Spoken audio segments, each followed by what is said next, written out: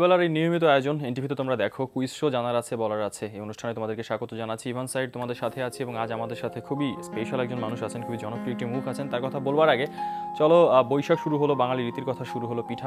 একটা পিঠা সম্পর্কে তোমাদেরকে কিছু তথ্য জানতে চাই। ভাপা পিঠা বাংলাদেশের একটি ঐতিহ্যবাহী পিঠা, যা প্রধানত শীত মৌসুমে তৈরি হয়ে থাকে। এই পিঠার প্রধান উপাদান চালের গুঁড়া ও গুড়।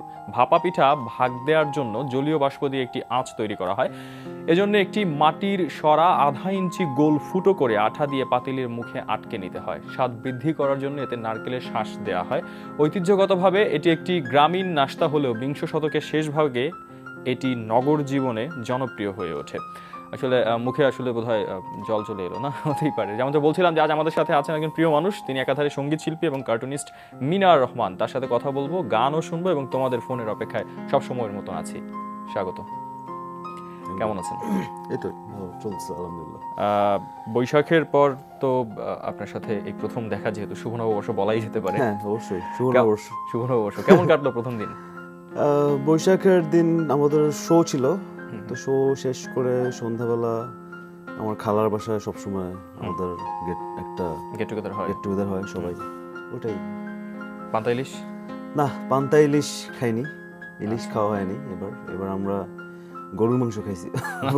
গরুর মাংস মানে আমার সবসময় ফেভারিট, এমনিতেই খাওয়া হয়। আচ্ছা, ছোটবেলার ইলিশটা অ্যাভয়েড করেছি। আচ্ছা, ছোটবেলার বৈশাখটা কেমন ছিল, মানে কি করতেন ওই সময়? ছোটবেলার বৈশাখটাও কিন্তু আমাদের সবসময় কাজিন ফ্যামিলি ওরিয়েন্টেড একটা বিষয় ছিল। হ্যাঁ, আমরা ঘুরতে যেতাম এই বৈশাখে। এই যে আমার তো চিটং এর আসলে আমার বর্ন অ্যান্ড ব্রট আপ, তো চিটং ডিসি হিল, ওই জায়গাটাতে বৈশাখের একটা আয়োজন হতো। আরও কয়েকটা জায়গা ছিল। তারপর বৈশাখে আমার ছোটবেলায় যে কোনো ফেস্টিভ্যাল, বিজয় দিবস কিংবা পয়লা বৈশাখ, যে কোনো সময় আমার বোন আমাকে চিত্রাঙ্কন প্রতিযোগিতায় নিয়ে যেত।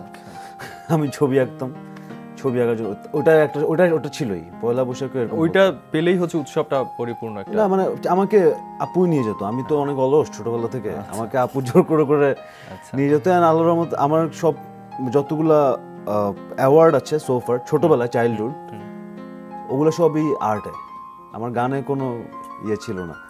তো পয়লা বৈশাখটা ছোটবেলায় এটাই ছিল। আর তারপর যেটা হতো যে বিকাল থেকে আমাদের সব ফ্যামিলির কাজিন আত্মীয় স্বজনরা মিলে, কারণ আমার বয়সী অনেক আত্মীয় স্বজন আছে আমার আর কি, মানে ভাই বোন, খালতো বোন, মামতো বোন, চাচাতো ভাই বোন, সবাই মিলে আমরা আসলে এই ব্যাপারটা ছিল। আমার নানু বাড়ি দাদু বাড়ি পাশাপাশি, আমার দাদু বাড়ি রাস্তার এই পারে, অপর পাশে নানু বাড়ি। সো এই ব্যাপারগুলা বৈশাখগুলো আমাদের এভাবে কাটতো। এবং কারণে অকারণে সময়টাও পরিবর্তন হয়ে গেছে, আনন্দের মাত্রাটাও হয়তো নানানভাবে পরিবর্তন হয়ে গেছে। যে কথা কারণে অকারণে এই কারণে বললাম যে সাম্প্রতিক সময়ে এই গানটি একেবারে নতুন এক মিনারকে আবার আমাদের মাঝখানে দিয়েছে। এবং একটা কথা বলতে হয়, ইদানিং সবাই বলে বলছি যে ভিউ একটা বিষয় হয়ে গেছে এখন। এই গানটির লিরিক ভিডিও যেটি, সেটি কিন্তু অলমোস্ট 10 লাখ ভিউর কাছাকাছি চলে গেছে। 10 লাখ ক্রস করেছে কি মনে হয়, প্রায় কাছাকাছি। তো একটু গানটা সম্পর্কে শুনতে চাই। গানটা হচ্ছে বেসিক্যালি ইস্তিয়াক ভাই একটা প্রজেক্ট নিয়ে আমার সাথে কথা শুরু করে। তো সেই প্রজেক্টটার নাম হচ্ছে কারণ অকারণে। ওখানে 3টা গান ছিল। তো ইস্তিয়াক ভাই আমাকে লিরিক্স পাঠাতে শুরু করে। তারপর আমি বেশ কয়েকটা লিরিক্স থেকে আমি তো লিরিক্সগুলো পাচ্ছি এবং ওগুলোর উপর সুর করছি, কিন্তু একটা সময় গিয়ে কোনোটা জমছে না, কোনোটা আসলে আমি আগে তো নিজেকে স্যাটিসফাই হতে হয়, তারপর হচ্ছে আসলে চিন্তা করব কি করব। তো আমি আসলে কোনোটা স্যাটিসফাই হতে পারছিলাম, কোনোটা হতে পারছিল না, বাট কারণ অকারণে ফাইনালি দেখা গেল ওটার সাথে লক করে গেল, খুব ভালো মতো অ্যালাইন হয়ে গেল। তো এই তো কারণ অকারণে লিরিক্সটা আমার কাছে অদ্ভুত। এবং লিরিক্স খুব একটা ইন্টারেস্টিং পার্ট আছে কারণ অকারণে। একটা লাইন আছে, চোখে জল নোনাকি নিয়ে গেল জোনাকি। হ্যাঁ, এই লাইনটা প্রথমে আমি চিন্তা করেছিলাম এটা রাখবো না, আচ্ছা অন্য একটা লাইন দিতে বলছিলাম ইস্তিয়াক যে ইস্তিয়াক ভাই এই লাইনটা চেঞ্জ করে অন্য আর 2টা লাইন দেন। উনি আমাকে অন্য 2টা লাইন পাঠিয়েছিল। পরে দিয়ে আমার হঠাৎ করে মনে হচ্ছিল আমি কি মিস করতেছি আসলে, because the catch part of যে কোনো গানের একটা ক্যাচ পার্ট থাকে, যে কোনো মানে পপুলার গানের বা ভালো গানের। তো চোখে জল নোনাকি নিয়ে গেল জনকে, এই 2 লাইন এখনো পর্যন্ত মানুষের সবচাইতে বেশি পছন্দের 2 লাইন, যেটা প্রথমে ফেসবুকে প্রচুর স্ট্যাটাসও হয়েছে। ইস্তিয়াক আহমেদের লেখার সেই শক্তি খুব সুন্দর, খুব অদ্ভুত সুন্দর লিরিক্স। সেটাই এবং তারপর সম্প্রতি সেটা আপনি ভিডিও করেছেন, একটু ভিডিওটা সম্পর্কে জানতে চাই। মিউজিক ভিডিওটা করেছে প্রেক্ষাগৃহ, প্রেক্ষাগৃহ খুবই ছিমছাম একটা স্টোরি, রোমান্টিক স্টোরি, ভালো, মানুষের ভালো লাগছে, আমারও পছন্দ হয়েছে। এই তো ইনফ্যাক্ট এই গানটা সম্পর্কে বলি যে সাধারণ মানুষের পাশাপাশি যারা উচ্ছ্বাস প্রকাশ করছেন, অনেক তারকারাও কিন্তু উচ্ছ্বাস প্রকাশ করছেন। আমরা দেখেছি, শখকে দেখেছি এই গানটা শেয়ার দেয়, স্ট্যাটাস দেওয়ার কথা, আদনান আল রাজীবকে দেখেছি, অনেকেই দেখেছি। তো আমার কাছে মনে হয় যে এখন সবাই শুনতে শুনতে সেখান থেকে একটু কি শোনা যায় দুটো লাইন কারণে ওকে।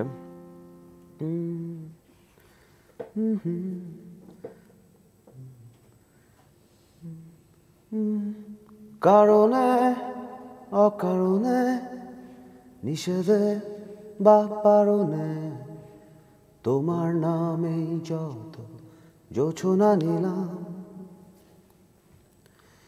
নিয়মে অনিয়মে, দহনে বা ধারণে, আমায় নিখোঁজ ভাবো বা পাশেই ছিলাম, চোখে জল নাকি নিয়ে গেল জোনাকি, কেন আমি পথে একা দাঁড়িয়ে, আলোদের পিয়নে, সোডিয়াম নিয়নে, কেন সবই কোথায় হারিয়ে, আমি তোমার দ্বিধায় বাঁচি, তোমার দ্বিধায় পুড়ে যায়, এমন দ্বিধার পৃথিবীতে তোমায় চেয়েছি পুরোটা, আমি তোমার স্বপ্নে বাঁচি, তোমার স্বপ্নে পুড়ে যাই, এমন সাধে পৃথিবীতে তোমায় চেয়েছি পুরোটাই, পুরোটাই।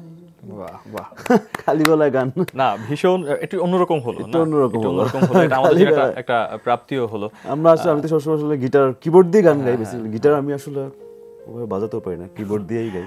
ওকে, তাও গিটার কিবোর্ড ছাড়া আজকে খালি গলায় এটা ভিন্ন এক্সপেরিয়েন্স হলো। আমি একটা ফোন নিয়ে আসি, একটা ফোন রিসিভ করে তারপর কথা বলবো। কে বলছো? ভাই আমি আকিব। স্কুলের নাম বলো এবং কোন ক্লাসে পড়ো? BN English school and college Khulna, class 7 এ। আচ্ছা, কোন বিভাগ নিবা? Everyday English. বুঝতে পেরেছি।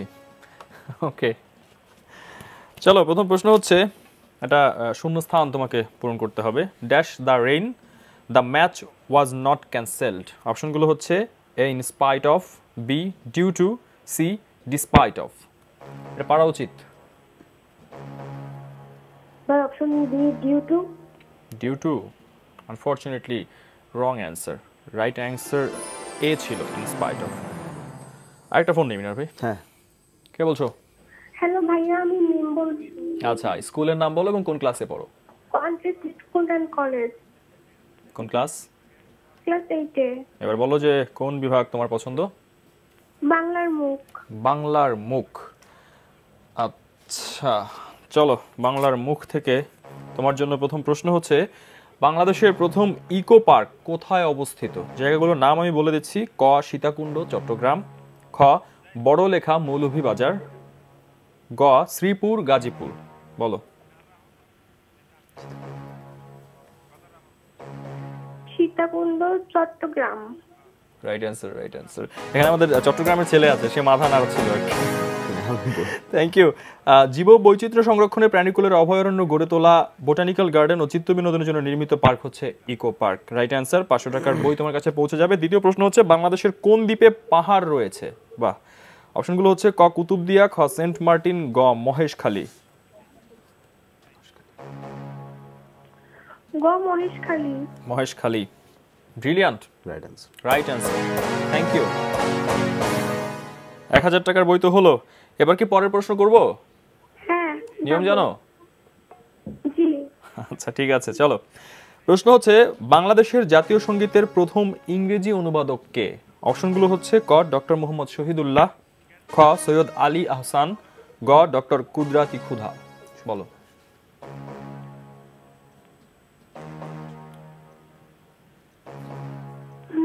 সৈয়দ আলী আহসান। তুমি তো ভীষণ ভালো করলে। Right answer, thank you. 2000 টাকার বই তোমাকে দিতে পেরে আমারও ভালো লাগছে। ইভান স্যার তোমাদের সাথে আছে, আজ আমাদের সাথে মিনার রহমান আছেন, একাধারে সঙ্গীত শিল্পী এবং কার্টুনিস্ট। তার গান আমরা শুনছিলাম, কথাও বলছিলাম, তোমাদের ফোনও তো নিচ্ছিলাম। এমন করে ফোন করো, কুইজে অংশগ্রহণ করতে পারবে। মিনার ভাই, এবার একটু কেউ গানটা নিয়ে শুনি। এটা ওই ভিউর কথা বলতে হয় যে সপ্তাহখানের মধ্যে প্রায় 2.5 লাখ ভিউ। কেউ গানটা সম্পর্কে একটু আপনার কাছ থেকে জানতে চাই। কেউ ভালো গান, কারা কারা কাজ করেছে, কারা লিখেছে? কেউ ইস্তেক আহমেদের লেখা, আমার ওই কারণা করণের প্রজেক্টেরই। আর হচ্ছে টিউনটা মার্শালের টিউন, সুন্দর, ভালো, একটু ক্লাসিক্যাল, ভালো। আপনার প্রথম অ্যালবাম এসেছিল তো ডান পিটে। হ্যাঁ। তারপর এখন পর্যন্ত 3টা, আমি যদি ভুল না করি, 3টা একক অ্যালবাম। 3টা অ্যালবাম, হ্যাঁ। তো পরবর্তী অ্যালবামের পরিকল্পনা হচ্ছে নাকি এরকম একটি একটি করে গান? না, এখন তো আসলে সিঙ্গেল হচ্ছে প্লাস ইপি হচ্ছে, 3টা গান। অথবা যেমন আমার গত বছর 5টা গানের একটা ইপি ছিল দূর থেকে, ওখানে ওই ইপির গান ছিল ঝুম। তো তারপর 3টা গানের একটা ইপি ছিল দেয়ালে দেয়ালে। এবার কারণে কারণে ইজ এ 3 songs ইপি। তারপর হচ্ছে এবার এই যে আরেকটা আসছে সঙ্গীতার ব্যানারে, আমি তো এমনই, এটাও 3 গানের ইপি। তো ইপি কালচারটা এখন এস্টাবলিশ হয়েছে। আর হচ্ছে কিন্তু অ্যালবাম আমার প্ল্যান করছি আমি। অ্যালবাম তো করতে হবেই, মানে একটা অ্যালবাম হচ্ছে 10টা গান বা 8টা গানের সমন্বয় একটা অ্যালবাম। একটা লঞ্চিং প্রোগ্রাম হবে, ফিজিক্যাল সিডি হবে, হ্যাঁ, এই ধরনের একটা অ্যালবাম হচ্ছে একটা আসলে আপনার কালেক্ট করে রাখার মতো একটা জিনিস, একটা থেকে যায় সবসময়, একটা সিগনেচার হিসেবে থেকে যায়। কারণ অনেক বড় বড় ব্যান্ড, অনেক বড় বড় আর্টিস্টরা কিন্তু এখনো এখন তো অনেক গ্লোবাল প্ল্যাটফর্ম ক্রিয়েট হয়ে গেছে, যে ইউটিউব বলেন, আপনার স্পটিফাই, আইটিউনস, অনেক কিছু ক্রিয়েট হয়ে গেছে। কিন্তু তাও কেন অনেক বড় বড় আর্টিস্ট, কেমন কোল্ডপ্লে কিছুদিন আগে অ্যালবাম করছিল, কেন করছে? তো বিকজ হচ্ছে অ্যালবামটা আসলে একটা আর্কাইভ। আপনি তো আপনার পছন্দের আর্টিস্টের ফিলোসফিক্যাল জার্নিটা কীরকম, তার কাজগুলো কি, তার গানগুলোর পিছনে স্টোরি কি, সেটা তো আপনি আসলে সংগ্রহ করে রাখতে চাইবেন নিশ্চয়ই। তো সেই জিনিসটার কারণে অ্যালবামটা থাকবে আসলে। আচ্ছা, মানে সেই ক্ষেত্রে আপনি সামনে প্ল্যান করছেন যে আপনার ফোর্থ? অবশ্যই ডেফিনেটলি আমরা পাবো। অবশ্যই।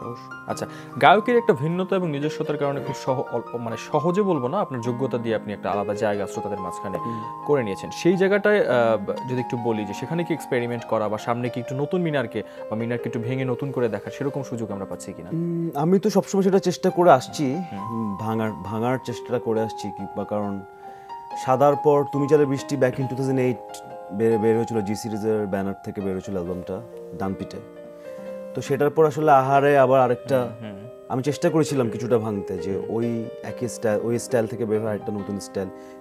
আমি লিরিক্সেও কিছুটা এক্সপেরিমেন্ট করতে চেয়েছিলাম। আহারে লিখেছিলামও আমি, মনে করেন, একটু সাধু ভাষা, চলিত ভাষা সংমিশ্রণে, উড়িয়া উড়িয়া ঘুরিয়া ঘুরিয়া খুঁজিয়া খুঁজিয়া, এগুলো একটা এক্সপেরিমেন্ট ছিল। তারপর আহারে 2015 রিলিজ, 2016-তে গিয়ে আমি আবার ঝুমে চেষ্টা করেছিলাম আরেকটা এক্সপেরিমেন্ট করতে। এবং অবশ্য ঝুম এবং আহারের মধ্যে একটা সিমিলারিটি আছে, দুটো এক্সপ্রেশন নিয়ে গান। আমি আসলে এক্সপ্রেশন নিয়ে কাজ করা শুরু করি। আহারের তো কোনো মিনিং নাই। আহারে তো আমরা বলি যে আহারে ওর পা ভেঙে গেছে, আহারে এরকম হয়েছে, হ্যাঁ। আবার ঝুম কিন্তু কোনো মিনিং নাই, ঝুম বৃষ্টির শব্দ হয়, নুপুরের শব্দ হয়। তো এই এক্সপেরিমেন্টগুলো আমি করছি সোফার, ঝুম পর্যন্ত। ঝুমের পর থেকে কারণে যেহেতু ঝুমের পর থেকেই আসলে আমি অন্যদের লিরিক্সে কাজ একটু করা শুরু করেছি। আমি হয়তো আমার লিরিক্সের ক্ষেত্রে আমি আরেকটা এক্সপেরিমেন্ট অলরেডি করতেছি। মানে সেক্ষেত্রে আপনার কমফোর্ট জোনটা কি? অন্যদের লিরিক্সে যখন কাজ করেন কিংবা নিজের আসলে অন্যদের লিরিক্সে কাজ করলে আমি কাজ করতে চাই বেসিক্যালি আরেকটা জিনিস আমি দেখতে চেয়েছি, যে আমি আরো ভেরিয়েশন আনতে চেয়েছি। কারণ অকারণে ইস্তেক ভাইয়ের রাইটিং এর কারণে অটোমেটিক্যালি একটা ডিফারেন্সিয়েট ক্রিয়েট করে ফেলছে। আবার আরেকজন লিরিসিস্টের আসিফ ইকবাল ভাইয়ের লিরিক্সে কাজ করেছি, ওটার লিরিক্সের ডেপথ দেখলাম আবার আরেক রকম। সো ওই লিরিক্সে আমি আবার আরেক রকম টিউন করছি, একটু ফোক টাইপের টিউন করছি। তো এই ব্যাপারগুলো আবার রবিউল ইসলাম জীবনের লিরিক্স যেমন একটু মেলো, হ্যাঁ, ওনার সাথে দেয়ালে দেয়ালে করলাম। তো সব মিলে এই অন্য লিরিসিস্টদের সাথে কাজ করার ক্ষেত্রে আমি আবার একজন আছে স্নেহাশিস ঘোষ, ওনার খুবই সহজ কথা, খুবই সহজ কথা, মানে যতটুকু সহজ তার থেকে বেশি সহজ কথা। এই সাইডগুলো নিয়ে আমি দেখলাম যে এগুলো আমাকে একটা দরজা খুলে দিচ্ছে। আচ্ছা, বাট আমি লাস্ট আমার নিজের লেখা গানটা ছিল তা জানি না, 1 মাস আগে আমরা রিলিজ করেছিলাম চিটং এর মিউজিক ভিডিও। আমি জানি না you saw it or not, cheating এ আমরা মিউজিক ভিডিওটা শুট করেছি। তো তা জানি না আবার অন্য একটা এই এই সময়ের তরুণদের ইগোর ব্যাপারটা নিয়ে আমি কাজ করা হয়েছে। তুমি আর কথা বলবো, একটা ফোন আছে আমার সাথে, একটু ফোনটা নেই। হ্যাঁ, বলো না, কে বলছো? কে বলছো? হ্যালো, আমি জেরিন। আচ্ছা, তুমি স্কুলের নাম বলো এবং কোন ক্লাসে পড়ো? Amina Begum college and school, আচ্ছা, কোন ক্লাস? Class 8, class 8। এবার বলো যে কোন বিভাগ থেকে প্রশ্ন করব? বাংলার মুখ। বাংলার মুখ বিভাগটি শেষ হবে তোমাকে প্রশ্নের পরে। প্রথম প্রশ্ন হচ্ছে, চলন বিলের অবস্থান পাবনা ও নাটোর জেলায়। এই বিলের মধ্যে প্রবাহিত নদীর নাম কি? নদীগুলোর নাম হচ্ছে এখানে ক আত্রাই, খ তিস্তা, গ কুলিক। বলো। অপশন ক Atrai. Right answer. Thank you. মানে ওরা অনেক জানে, আসলেই তাই। Thank you very much. 500 টাকার বই তুমি পাবে। দ্বিতীয় প্রশ্ন হচ্ছে, সাহিত্যিক মোতাহের হোসেন চৌধুরীর জন্ম কোথায়? জন্মস্থান কোথায়? আবার বলি, সাহিত্যিক মোতাহের হোসেন চৌধুরীর জন্মস্থান কোথায়? জায়গাগুলোর নাম হচ্ছে ক মাগুরা, খ সিলেট, গ নোয়াখালী। বলো। অপশন গ নোয়াখালী। তুমি কি জানো এটা? আগে জানতে নাকি এমনি বললে? জি। তুমি জানতে মানে কনফার্ম? হ্যাঁ। আচ্ছা, ঠিক আছে। অপশন গ Noakhali. Right answer, right answer. Thank you. এটাও ঠিক, তিনি 1903 সালে জন্মগ্রহণ করেন। এবং 1000 টাকার বই তো তোমার হলো, আরো 1000 টাকার বইয়ের জন্য পরের প্রশ্ন করব। জি, যাব। তুমি কি নিয়ম জানো? জি, জানি। বাহ, ঝুঁকি নেওয়ার জন্য অনেক ধন্যবাদ। প্রশ্ন হচ্ছে, বাংলাদেশে নিযুক্ত 14টি দাতা দেশের হাই কমিশনারদের সংগঠনের নাম কি? অপশনগুলো হচ্ছে ক গ্রুপ 14, খ টুয়েসডে গ্রুপ, গ ওয়ার্ল্ডকম। বলো। অপশন খ টুয়েসডে গ্রুপ। তুমি এটা এত সহজে এত দ্রুত কিভাবে বলে দিচ্ছ, আমি খুব অবাক হচ্ছি। Right answer. মানে সিরিয়াসলি খুবই অবাক হলাম। শেখার আছে ওদের কাছ থেকে অনেক কিছুই। এবং রাইট অ্যান্সার। প্রতি মঙ্গলবার এই গ্রুপটি বৈঠক করে বলে একে টুয়েসডে গ্রুপ বলে। বাহ, নামকরণের ব্যাপারটা অনেক মজার। 2000 টাকার বইয়ের জন্য ধন্যবাদ। মিনার ভাই, একটু কথা বলি আপনার সাথে। এনটিভিতে আমরা এখন আছি এবং এই এনটিভির কথা এই কারণে বলছি যে আপনার কাছ থেকে গল্প চলে শুনছিলাম যে আপনার প্রথম টেলিভিশন অ্যাপিয়ারেন্স এনটিভির একটা অনুষ্ঠান, আমারও গাইতে ইচ্ছে হলো সেখান থেকে। তারপর দীর্ঘ নানানভাবে আপনি কাজ করেছেন এখানে, প্রচুর টেলিফিল্মের টাইটেল, প্রচুর নাটকের টাইটেল গিয়েছেন। একটু এনটিভির সাথে আপনার এক্সপিরিয়েন্সটা শুনি। এনটিভির সাথে আমার এক্সপিরিয়েন্সটা হচ্ছে, এনটিভিতে অনেকগুলো প্রোগ্রামে আমি অ্যাপিয়ার করেছি। অনেক আগে একটা মিউজিক এক্সপ্রেস একটা প্রোগ্রাম হতো, ওখানে করেছিলাম। আমারও গাইতে ইচ্ছে হলো, আমার গাইতে ইচ্ছে হলো যখন আমি আসি তখন মনে হয় অ্যালবামও বের হয়নি। আমাদের হচ্ছে খুবই একদম নতুনদের জন্য প্ল্যাটফর্ম ছিল। আমি এবং শাহেদ ভাই একটা সিনিয়র জুনিয়র কম্বিনেশন করছিল। আচ্ছা, তখন প্রডিউসার শাপলা ভাই একটা সিনিয়র, শাহেদ ভাই অনেক সিনিয়র ছিল, আমি অনেক জুনিয়র। সো ওই জায়গা থেকে আমরা ওটা ফার্স্ট টিভি অ্যাপিয়ারেন্স আমার। তারপর হচ্ছে তো এখানকার মিউজিক জ্যাম, মিউজিক এক্সপ্রেস, তারপর কিছুদিন আগে আর একটা নতুন একটা প্রোগ্রাম শুরু হয়েছে, আমাকে সেদিন ফোন দিল। So it's a long journey. আমার অনেক আপনাদের প্রোগ্রামটা আজকে প্রথমবারের মতো এসেছি আমি আসলে। এবং আমার এছাড়া স্পেশাল অকেশনের প্রোগ্রামেও এসেছিলাম। আর হচ্ছে আমার অনেক কাজের আমার তো খুব একটা বেশি করা হয়নি, বেশ কয়েকটা টিভি ফিকশন এবং টেলিফিল্মের টাইটেল মিউজিক করেছিলাম, ওগুলাও এনটিভিতে। যেমন এফএনএফ এর কথা বলতে পারি, খুবই জনপ্রিয় নীলপরি নীলাঞ্জনা, নীল প্রজাপতি, বেশ কিছু। স্যার, তোমাদের সাথে আছি, মিনার রহমান আমাদের সাথে আছেন এবং টেলিফোনে কে আছো? হ্যালো হ্যালো হ্যালো, শুনতে পাচ্ছো? হ্যালো, আসসালামু আলাইকুম। ওয়ালাইকুম আসসালাম। কি বলছো? নাম বলো তোমার। আমি মাহিন। আচ্ছা, মাহিন জানি কোন স্কুলে পড়ো? জামিলা উস্তাদ স্কুল এন্ড কলেজ রংপুর। কোন ক্লাসে? ক্লাস 6 এ। বাহ, চমৎকার। তুমি কি জানো যে এখন তোমার জন্য কোন বিভাগটা তৈরি আছে? হ্যাঁ, ছবি গ্যালারি। আচ্ছা, চলো ছবি দেখো। ছবির এই প্রখ্যাত সুরকার, সঙ্গীত পরিচালক ও সঙ্গীত শিল্পীর নাম কি? এটা মাহিন তোমাকেই বলতে হবে। আমি যেটা করতে পারি তোমার জন্য একটু অপশনগুলো বলে দিতে পারি।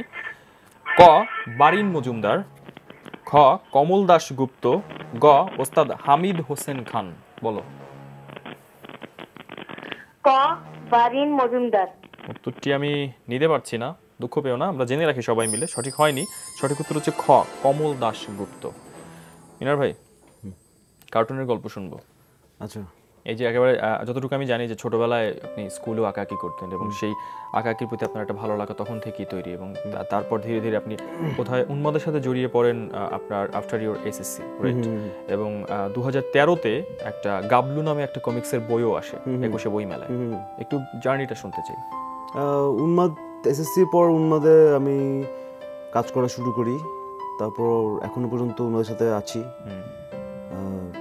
এখন একটু মানে আগে যেরকম প্রতি সংখ্যাতেই কাজ করতাম এখন সেটা হয়তো হচ্ছে না, লাস্ট 2-3টা সংখ্যাতে করা হয়নি, আবার রিসেন্টলি একটাতে করছি।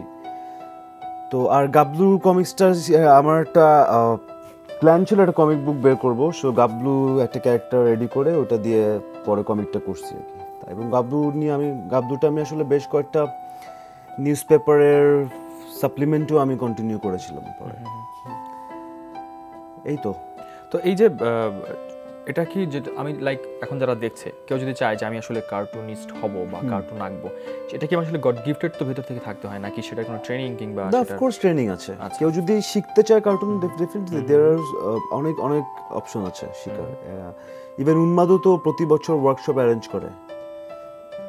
দেয়ার আর ওয়েজ। আর এই বিষয়টা তো বাচ্চারা অনেক বেশি পছন্দ করে, এই যে কমিক্সের বই পড়া কিংবা আমার মনে হয় আপনি আসলে যেটা হচ্ছে আমার কমিক্স কার্টুন আঁকার পিছনে ইন্টারেস্টটা এভাবেই আমাদের মধ্যে গ্রো করেছে, বিকজ হচ্ছে ছোটবেলা থেকে কমিক্সের সাথে বড় হয়েছে আসলে।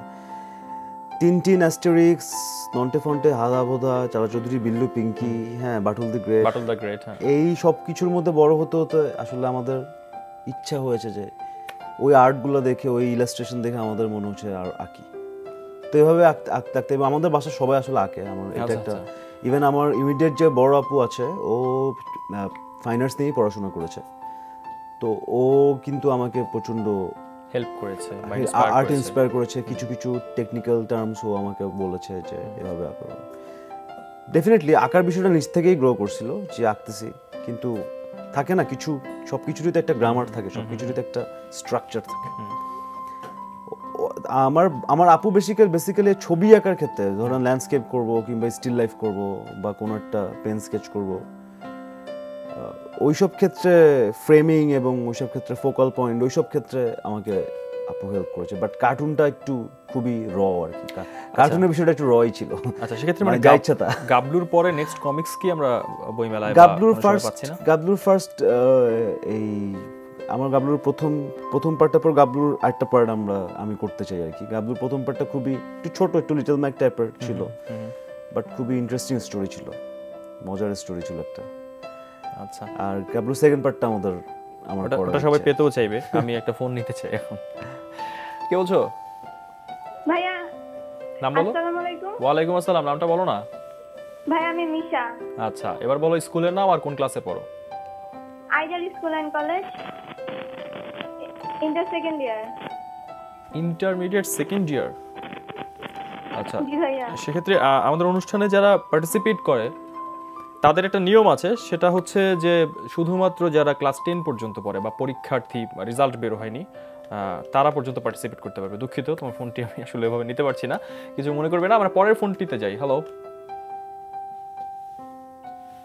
Hello Mahi, hello. আচ্ছা, আমরা ফোন নেওয়ার জন্য অপেক্ষা করব, একটা ফোন অবশ্যই নেব। মিনার ভাই, তো সেই কার্টুন এবং মিউজিক এই দুটোর মাঝখানে একটু আগে আপনি বলছিলেন যে সময়টা কার্টুনে একটু কম দেওয়া হচ্ছে, তো এই জন্য একটু লাগে কিনা যে এটা আমার একটা ভালোবাসার জায়গা বা এখানেও একটু সময়টা দেওয়া উচিত? না, হয়তো কাজের প্রেশারে হচ্ছে না, বাট এটা আসলে একটু ম্যানেজ করে ফেলতে হবে। যেটা বলছিলাম যে আসলে প্রতিদিন একটু 1 ঘন্টা একটু যদি টাইম দেই প্রতিদিন, বা আধা ঘন্টাও যদি টাইম দিই অ্যাটলিস্ট, তাহলে হয়ে যায়। এবং আমি আপনার সাথে আলাপ করছিলাম যে বাচ্চাদের জন্য আসলে যারা জনপ্রিয় হয়ে উঠেছেন বা মানুষের ভালোবাসার কারণে একটা আলাদা জায়গা পেয়েছেন, সেই মানুষগুলো নিশ্চয় একটা কমিটমেন্ট একটু থাকা উচিত। বাচ্চাদের নিয়ে কাজ বোধহয় একদমই করছে না কেউ, তা বলছি না, অনেকে করছে। সেক্ষেত্রে আপনার এরকম ভবিষ্যতে কোনো ইচ্ছা আছে কিনা একেবারে বাচ্চাদের নিয়ে, যেহেতু আপনি কমিক্সের জায়গাটাতে আছেন, কার্টুনের জায়গাটাতে আছেন, যেটা একেবারেই ওদের সাথে রিলেটেড, সেরকম ওদের নিয়ে ভবিষ্যতে এরকম কোনো কাজ করেন? কমিক্সটা করলে আসলে ওদের জন্য একটা কন্ট্রিবিউট করা হবে আসলে। ইভেন আমার একটা গান ছিল ডানপিটে, কিন্তু অনেকটাই ওদেরকে খুব রিলেট করতো বাচ্চাদেরকে। কারণ ডানপিটে ওই সময়ের গান তো আসলে আমি নিজেও তখন তো আসলে বাচ্চাই ছিলাম বলা যায়, because it was a composition of class 10-এ পড়ি তখন আমি। আসলে ওই সময় আমি লিখছিলাম যে একটু ডান পিটে হওয়া, তোরা একটু ডান পিটে হওয়া, লক্ষ্মীটি হয়ে থাকবি কতকাল। মিনার কেমন ছিল, ডান পিঠে নাকি লক্ষ্মী? আমি কিন্তু আমার মনে হয় না আমি ওরকম জ্বালাই। আমি হ্যাঁ আমার আম্মুকে জ্বালাইছি, কিন্তু সেটা আসলে খুব মানে ওরকম আহামরি জ্বালাতন না। আমি নিজের মতো থাকতাম আসলে, আচ্ছা, একটু নিজের মতোই থাকতাম, মানে একটু একা একাই থাকতাম। গানটাই করতে একটু ভালো লাগতো, গান করতাম, নিজে নিজে কার্টুন বাজাতাম, করতে কার্টুন টার্টুন আঁকতাম, একটু ওই নিজের একটা ওয়ার্ল্ড ছিল। আচ্ছা, কেমন লাগলো আমাদের আজকের এই আয়োজনে? ভালো লাগছে, ভালো লাগছে। আবার আপনাকে পেতে চাইবো, আমরা প্রায় শেষ দিকে আছি। একটু ছোটবেলার কথা শুনতে শুনতে এটা একটু শুনতে চাই যে ছোটবেলায় যে অনেকে হয় না যে ফুটবল খেলা, নদীতে গোসল করা, কিংবা ঝুম বৃষ্টির মধ্যে ফুটবল খেলা, এরকম এক্সপিরিয়েন্স আছে? অফকোর্স, ফুটবল তো ফুটবল আমার খুব পছন্দের খেলা। ঝুম বৃষ্টিতে খেলেছেন কখনো? আমি ফুটবল বৃষ্টির মধ্যে ফুটবল খেলা হয়েছে। আমরা ফুটবল খুব প্ল্যান করে খেলতাম এবং খুব মজা করে ফুটবল খেলতাম। আচ্ছা, আর ফুটবলটা আমি ভালো খেলতাম। আমাকে ক্রিকেটে খুবই পাত্তা কম দিত। আচ্ছা ঠিক আছে, না আমরা এখন যে কাজটা করতে চাই সেটা হচ্ছে তাহলে আপনার আমরা যেহেতু শেষ দিকে আছি, ধন্যবাদ তো বটেই, শুভকামনাও, পাশাপাশি ঝুম গানটা শুনতে শুনতে বাড়ি ফিরে যেতে। হ্যাঁ, চলো আমি একটু বিদায় নিয়ে আসি। হ্যাঁ আচ্ছা, বিদায় নিতে হবে। তবে যাবার আগে একটু একটা কথা সবাইকে বলতে চাই, প্রিয় দর্শক শ্রোতা, বিশ্বের যে কোনো প্রান্ত থেকে যে কোনো সময় এনটিভিতে সম্প্রচারিত সংবাদ ও অন্যান্য সকল অনুষ্ঠান উপভোগের জন্য ভিজিট করুন আমাদের পূর্ণাঙ্গ ওয়েব পোর্টাল www.ntvbd.com। এবং সবাই ভীষণ ভালো থেকো। আমরা গান শুনতে শুনতে বিদায় নিতে চাই।